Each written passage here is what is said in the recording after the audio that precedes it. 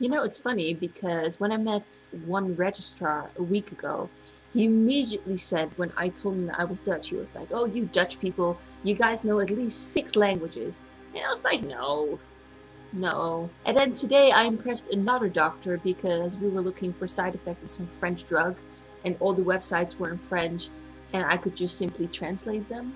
Ticket de éruption dans le cas. It's so simple.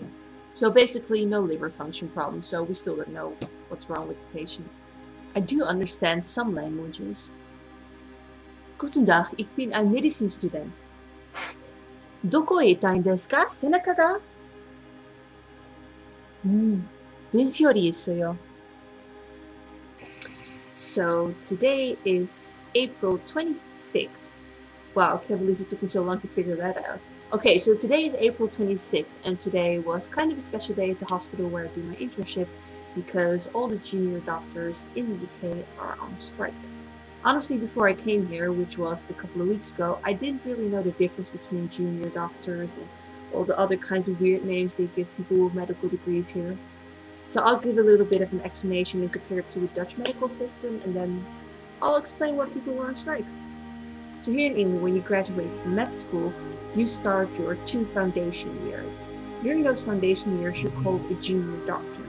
This is kind of comparable to being an ANIOS in the Netherlands. Arts niet een opleiding tot specialist. This means that the doctors aren't specializing in anything yet, they're just doing their clinical rotations through the hospital and kind of learn as many types of medicine as they can remember.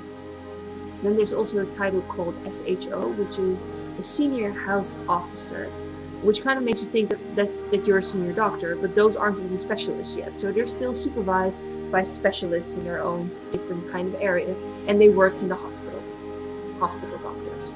So also kind of animals, I guess. As soon as you start training for a specific specialism, that's when you get called a registrar.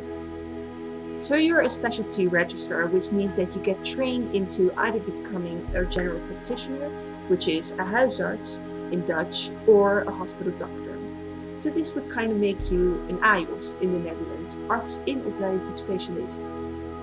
So in the Netherlands, when you graduate, some people actually manage to immediately find an AIOS position. So they skip over the foundation years that you would have and immediately get training. Another difference is that here in England, they want you to learn general medicine as a junior doctor and you go around, the whole hospital. Whereas in Holland, for example, if you manage to find a training position, for example, in Holland, if you manage to find a training position to become a psychiatrist, you immediately start doing rotations at the psychiatry department. So that's a big difference. And in Holland, when you sign your contract in order to get a specialist training, there's usually already a set amount of time that you spend training. So it's just like, high school or whatever, there's just a set amount of years, and unless you do really badly, you just go through it as you go. Here in England, specialist training is kind of based on how well you do. So 6 to 8 years. Here in England, training is kind of based on how competent you are. So it could be from 6 to 8 years. So that's a really long time. And you can extend that training by obtaining an academic clinical fellowship for research, or you could do a dual certification in another specialism. If only I could do that, like I'd specialize in surgery and psychiatry and just be the most niche doctor ever.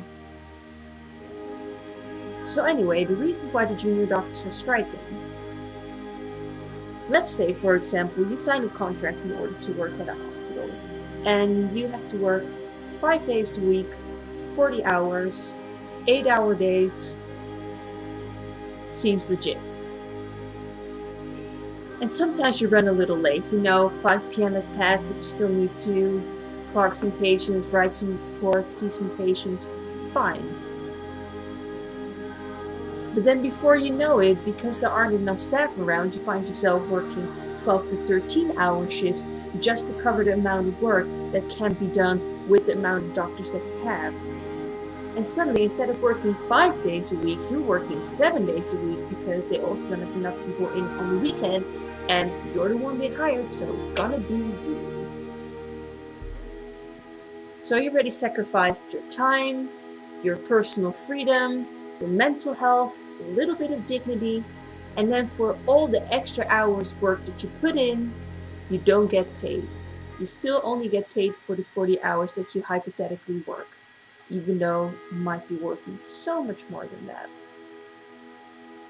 And that is basically why the junior doctors are striking, because for all the amount of time and energy and dedication and attention that they put in their work, they really don't get paid enough. Not only is it really unhealthy for them, but it's also kind of dangerous for patients. I've been working at the emergency department for more than a week now, and I do notice that the junior doctors and also the registrars who are working at the emergency department are kind of stressed because of the logistics, and they kind of feel like they need to put in extra time, need to put in extra work, and I can really imagine that, not going over so well. Especially if you're in your first couple of foundation years and you're still young, I can kind of imagine how you just want to stop altogether and just leave the medical world. Or, leave the country, go somewhere else and get big bucks. So I really hope for the junior doctors that this strike will have some results